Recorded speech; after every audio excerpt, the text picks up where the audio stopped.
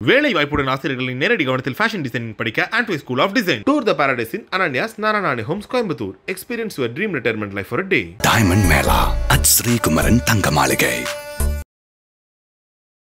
இந்த இடம் பார்த்தீங்கன்னா இதுக்கு முன்னாடி எப்படி இருக்கிற வீடியோவையும் அனுப்புகிறேன். இப்போ எப்படி இருக்கிறது இப்போ நான் காட்டுறேன்.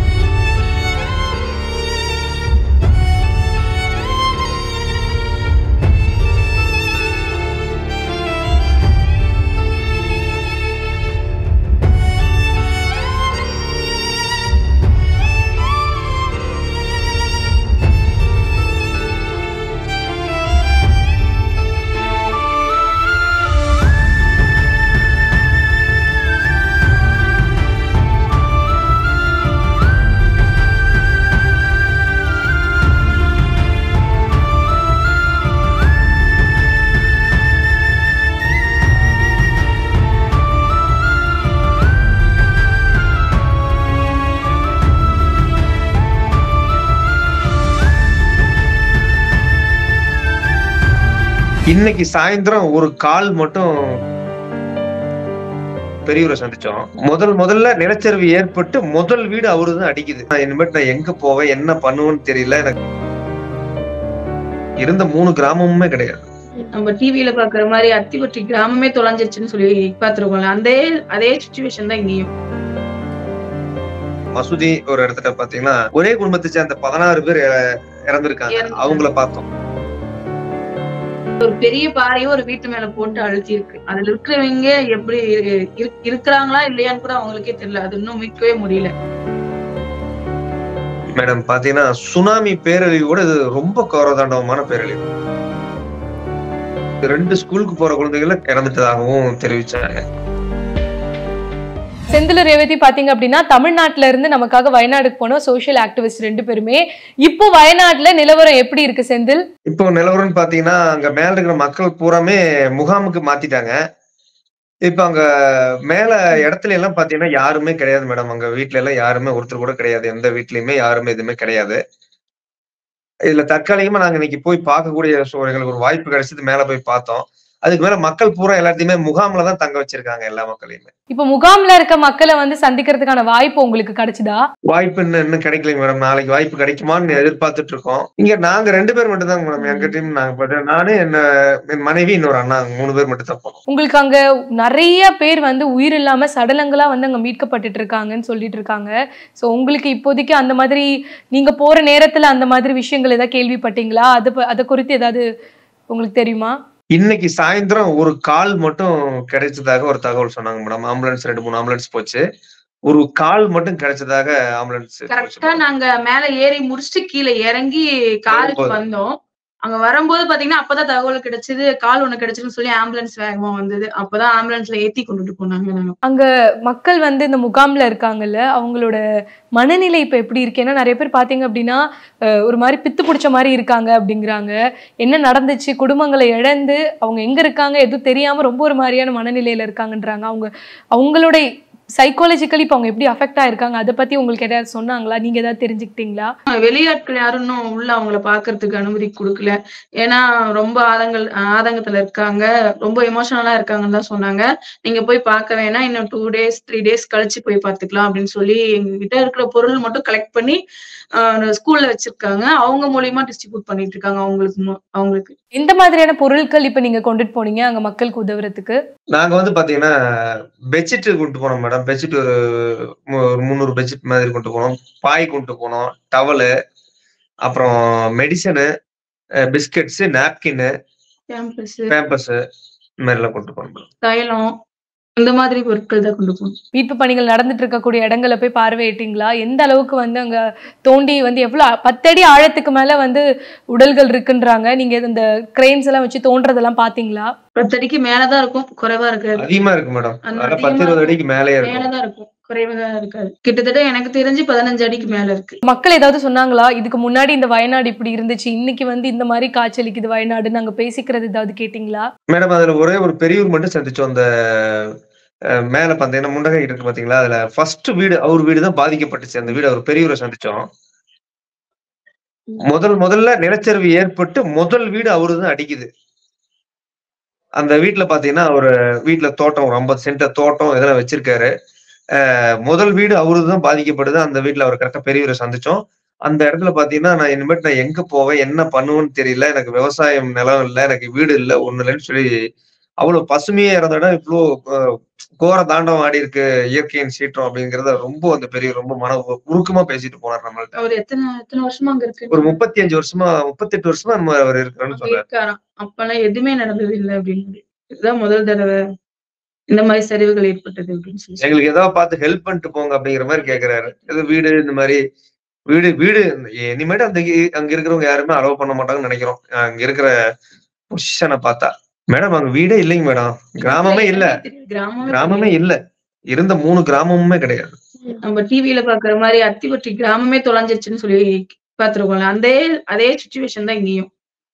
கிராமங்களே இல்ல. ஒரு சோஷியல் ஆக்டிவிஸ்டா நீங்க எல்லாருமே அங்க போய் அங்க இருக்கவங்க மனிதர்களுக்கு உதவி பண்ணணும். ஆனாலும் ஜேசிபில வந்து தோண்ட உடல்கள் வந்து இப்படி சடலங்களாக மீட்கப்படும் போது அதை பார்க்கும் பொழுது உங்களுக்கு எல்லாம் எப்படி இருக்கு? மேடம் நாங்க போகும்போது எங்களுடைய கண்ணுல பெருசா எதுவுமே எந்த ஒரு இதுவுமே தென்படல. நாங்க முகாம் அந்த இடத்த ஏரியா விட்டு வெளியில அந்த இரும்பு பாலம் இருக்கு, அந்த தாண்டி வந்த வண்டியில அந்த கால் கிடைச்சது அப்படிங்கிற ஒரு தகவல்ல ஆம்புலன்ஸ் போச்சு. எங்களுடைய கண்ணுக்கு எந்த ஒரு இதுவும் அந்த மாதிரி நாங்க பாக்கல மேடம். இதுல இருந்து முண்டக்கை வந்து எவ்வளவு தூரத்துல இருக்கு? இப்போ உங்களுக்கு தெரிஞ்ச வரைக்கும் கேள்விப்பட்டீங்களா இவ்வளவு சடலங்கள் வந்து மீட்கப்பட்டிருக்கு? இது அளவுக்கு 300க்கு மேல சொல்றாங்க, கவுண்ட் ஏறிட்டே போகுது.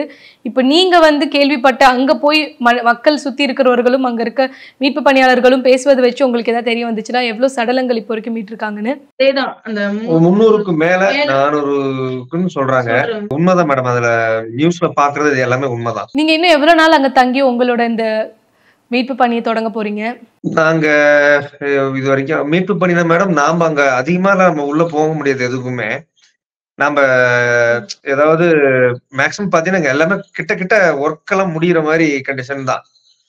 மேல வந்து மிலிட்ரிஸ் மத்த பணியாளர்கள் தான் வேலை செஞ்சாங்க. நமக்கு அங்க உள்ள போய் வேலையெல்லாம் எதுவும் கொடுக்கல. நாங்க சும்மா இன்னைக்கு போய் பார்த்துட்டு மக்களுக்கு அதெல்லாம் தெரிவிக்கணுங்கிறதுக்காக தான் மேல போய் பார்த்துட்டு வந்தோம். அங்க சின்ன சின்ன பொருட்கள் அங்க வேலை செய்யறவங்களுக்கு பணியாற்றவங்களுக்கு நாங்க போய் தண்ணி பாட்டில் கொடுக்கறது, சாப்பாடு மேலேயே கொண்டு வந்துடுறாங்க ஜீப்ல. அதுல இருந்து எடுத்து கீழே இருக்கிறவங்களுக்கு கொண்டு போய் கொடுக்கறது மட்டும்தான் செஞ்சுட்டு வந்துட்டு இருந்தோம். நீங்க அங்க யாராவது கதறி அழுதோ இல்ல மனம் உடைஞ்சி இருக்கக்கூடிய நிலைமையில இருக்கவர்கள் யாரையாவது பாத்தீங்களா?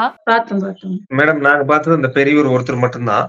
மேக்சிமம் அங்க யாருமே மக்களே இல்லைன்னு வச்சுக்கோங்களேன். நீங்க கீழே இருக்கும்போது நீங்க கீழே இருந்தீங்க, நாங்க மேல இருந்தும் போது ஒரு அம்மா பார்த்தோம். அங்க வந்து அவங்க வீட்டுல வந்து இது மசூதிங்கிற ஒரு இடம் இருக்கும். அந்த 16 பேர் ஒரே ஒரு மசூதியில மட்டும் மேடம்.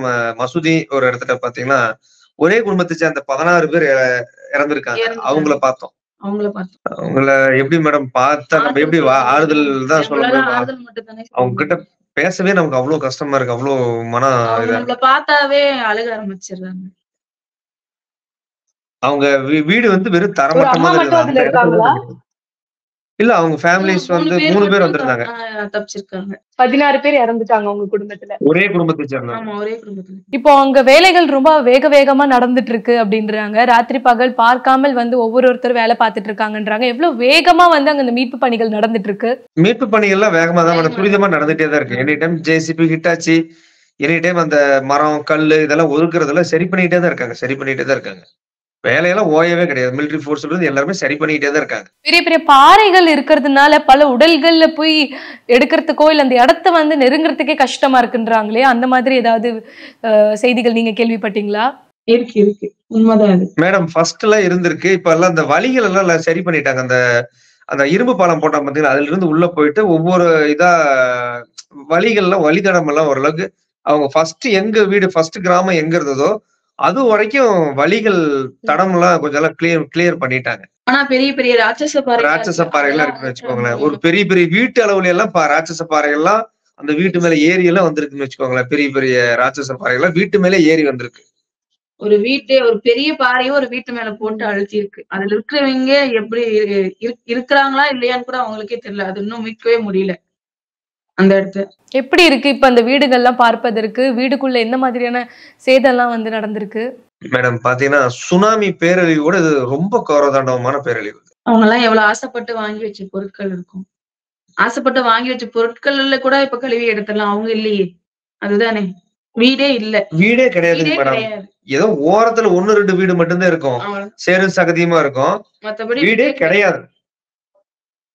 ஒரு 1500 வீடு எவ்வளவு வீடு போயிடுச்சுன்னு தான் சொன்னாங்க. ஒரு 1500 வீடு 2000 வீடுக்கு கிட்ட போயிடுச்சுன்னு தான் சொன்னாங்க. வயநாடு வந்து இப்போ இப்படி இருக்கு, இந்த மாதிரி ஒரு நிலைமையில இருந்து மீண்டு வரதுக்கு இன்னும் எவ்வளவு நாட்கள் எடுக்கும்னு நினைக்கிறீங்க மேடம்? அந்த ஏரியாவுல வந்து பாத்தீங்கன்னா மீள்றதுக்கு உண்டான வாய்ப்புகள் ரொம்ப ரொம்ப ரொம்ப ரொம்ப கம்மி. திருப்பி அந்த இடத்துல வீடு கட்டுறதோ எதுக்குமே அலோவ் பண்ண மாட்டாங்க. அவ்வளவு மிகவும் மோசமான நிலைமைதான். அந்த கிராமத்துல அந்த ஏரியாக்குள்ள எங்கேயுமே வீடு கட்டவோ எதுக்குமே அலோவ் பண்ண மாட்டாங்க. ஏன்னா அவ்வளோ தூரத்துல இருந்து கீழே வரைக்குமே ரொம்ப அபாயகரமான பகுதியா தான் அந்த இடம் இருக்குன்னு வச்சுக்கோங்களேன். இப்ப அங்க இருக்க மக்களுக்கு எந்த மாதிரியான வசதிகள்லாம் செய்து கொடுத்திருக்காங்க, எந்த இடங்கள்ல தங்க வச்சிருக்காங்க, உணவுகளா இருக்கட்டும், பாத்ரூம், அந்த மாதிரி எல்லாமே எப்படி அவங்களுக்கு வந்து வசதிகள் செய்து தந்திருக்காங்க? அதெல்லாம் ஸ்கூலு முகாம் மாதிரி இருக்கு இல்லைங்க, அந்த மாதிரி ஏரியால வச்சிருக்காங்க. முகாம் மட்டும் ஒரு 18-19 முகாம் அமைச்சிருக்காங்க மேடம். அதுல ஒரு 20,000 பேர் தங்க வச்சிருக்காங்க. அதுல பாத்தீங்கன்னா கேரளா கவர்மெண்ட் அவங்களுக்கு என்ன தேவையோ, வேலைக்கு சாப்பாடு, ட்ரெஸ் எல்லாமே கரெக்டான ஒரு ஒரு சின்ன அவங்களுக்கு ஒரு இன்னல்கள் கூட வரக்கூடாதுங்கிறதுல அவங்க கவர்மெண்ட் கரெக்டா பார்த்து செய்யறாங்க. டயத்துக்கு பாத்தீங்கன்னா எல்லா இடத்துக்கும் சாப்பாடு போயிடுது, டயத்துக்கு துணிமணிகள் எல்லாமே கரெக்டா எல்லாமே ஃபாலோ பண்றாங்க. ரொம்ப ஜென்யூனா ஃபாலோ பண்றாங்க கேரளாவில். அந்த முகாமெல்லாம் பயங்கர பாதுகாப்பு, அவங்களுக்கு மக்களுக்கு என்ன வேணும், மெடிசன்ஸ் எல்லாமே பக்காவா தெளிவா அவங்களுக்கு கொடுத்துட்டு இருக்காங்க. அவங்களுக்கு மக்கள் இருக்கிற முகாம்ல தங்க வச்சிருக்கிற மக்களுக்கு எந்த ஒரு குறையும் இல்லாம நல்லா பண்ணி வச்சிருக்காங்க. கொண்டு போய் கொடுக்குற பொருளை அவங்களுக்கு அப்படியே சமைச்சு கொண்டு போய் கொடுத்துறாங்க. அங்கங்க முகாமுக்கு கொண்டு போய் டெலிவரி கொடுத்துறாங்க. தமிழ்நாட்டுல மட்டுமல்லாமல் இன்னும் என்னென்ன ஊர்கள்ல இருந்தெல்லாம் சோசியல் ஆக்டிவிஸ்ட் வந்திருக்காங்க மேடம்? எல்லா இடத்துல இருந்தும் வந்திருக்காங்க. தமிழ்நாடு ஃபுல்லா எல்லா மாவட்டங்கள்ல இருந்து வந்திருக்காங்க. கர்நாடகா எல்லா ஓரளவுக்கு நமக்கு தெரிஞ்சு கர்நாடகா, தமிழ்நாட்டு மேக்ஸிமம் பாத்தீங்கன்னா தமிழ்நாட்டு வண்டி நிறைய வந்திருக்கு. எல்லா டிஸ்ட்ரிக்ட்ல இருந்து வந்திருக்கு தமிழ்நாட்டு வண்டி. காய்கறி ஆகட்டும், மளிகை பொருள் ஆகட்டும், தமிழ்நாட்டுல இருந்து மேக்ஸிமம் எல்லா டிஸ்ட்ரிக்ட்ல இருந்து வண்டி வந்திருக்கு எங்களுக்கு தெரிஞ்ச வரைக்குமே. வயநாடுக்கு வந்து இது ஒரு பேர் இழப்பு தான். அந்த இடத்துல உள்ள மக்கள் வந்து மீண்டு வர முடியாத ஒரு துயரம் தான். ஆனா இந்த தருணத்துல கூட நீங்க தமிழ்நாட்டில இருந்து அங்க போய் ஒரு சோஷியல் ஆக்டிவிஸ்டாக அங்க போய் நீங்க செய்யக்கூடிய இந்த தொண்டு வந்து மிகவும் பெரியது. தொடர்ந்து இதை செய்துட்டு இருங்க. அங்க இருக்கிறவர்களுக்கும் உங்களோட தைரியத்தோட சேர்ந்து நீங்க தைரியத்தை வந்து மக்களுக்கு கொடுங்க என்று நாங்கள் உங்களுக்கு வந்து வாழ்த்துறோம். அதே மாதிரி ரொம்ப நன்றி. ஏன்னா நம்ம தமிழ்நாட்டில இருந்து அங்க போய் கேரளால, வயநாட்டுல இந்த ஒரு கஷ்டமான ஒரு பேரிழப்பு நேரத்துல நீங்க உதவுறதுக்காக சென்றிருக்கீங்க. அதற்காகவே நாங்க உங்களை வாழ்த்துறோம். அதே நிமிஷம் நன்றி செலுத்துறோம். உங்களுக்காக ஏதாவது வேண்டுகோள் ஏதாவது இருக்கா மக்கள் கிட்ட பாத்தீங்கன்னா, நம்ம மக்கள் கிட்ட எப்பவும் இந்த மாதிரி கஷ்டத்துல இருக்கிற மக்களுக்கு நம்ம உதவணுங்கிறது மட்டும்தான் எங்களுடைய பதிவு. அவ்வளவுதான், வேற ஒன்னும். ஏன்னா யாரையும் விட்டுற வேண்டாம். கஷ்டத்துல இருக்கும்போது நம்ம கை கொடுத்து சொந்த பந்தமா, அக்கா தங்கச்சி, நம்ம குடும்பமா பார்த்து விடாம பாத்துக்கிட்டா போதும். அவங்களை நம்ம பக்கத்துல இருந்து பாத்துட்டு நம்ம கடவுள் நம்மளை நல்லா வச்சிருப்பாரு. அதுதான் நான் சொல்ல விரும்புறேன். எல்லாருமே மனிதர்கள் தான், அதை மட்டும் வச்சுக்கோங்க. பிஞ்சு குழந்தைகளும் பாத்தீங்க அப்படின்னா ரொம்ப பாதிக்கப்பட்டிருக்காங்களும் நம்ம கேள்விப்பட்டுட்டு வரோம். ஏதாவது குடும்பங்களை இழந்து தன் தாய் தகப்பனை இழந்து தவிக்கும் குழந்தைகளை நீங்க அங்க பாத்தீங்களா? அவங்க கிட்ட பேச முடிஞ்சுதா உங்களால? இல்ல மேடம், நாங்க இன்னும் இல்ல. முகாமுக்கு போனாதான் மேடம் தெரியும். நாங்க போகல, முகாமுக்கு இன்னும் போகல. அந்த மாதிரி அதாவது பாத்தீங்கன்னா அங்க 2 ஸ்கூல்ல உள்ள குழந்தைகள் 27, 26 குழந்தைங்க 2 ஸ்கூலுக்கு போற குழந்தைகளை காணான்னு தான் சொன்னாங்க.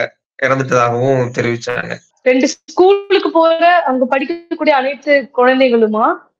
ஆமா அப்படிதான் சொல்லிட்டாங்க. ஒரு 27, 26 அந்த ஸ்கூல்ல படிக்கிற குழந்தைகள் அந்த வீட்டுல தங்கி இருந்தாங்கல்ல, அந்த பக்கத்துல ஸ்கூல்ல இருந்த குழந்தைகள் எல்லாம் காணாம போயிட்டாங்க, தவறிட்டாங்க அப்படின்னு தான் சொன்னாங்க. ஸ்கூல் லிஸ்ட் எடுக்கிறாங்க மேடம், அதுல இல்லைங்கிற போதுதான் குழந்தைகளை இறந்துட்டாங்கன்னு தெரியுது. செந்தில், ரேவதி, நீங்க இன்னைக்கு எங்க கூட அந்த ஒரு இடத்துல இவ்வளவு தொண்டு செய்துட்டு இருக்கும் நேரத்துல கூட எங்க கூட சேர்ந்து வந்து உங்களோட அங்க சிச்சுவேஷன்ஸ் எப்படி இருக்கு எல்லாத்தையும் எங்களுக்காக சொன்னதுக்கு வந்து ரொம்ப நன்றி.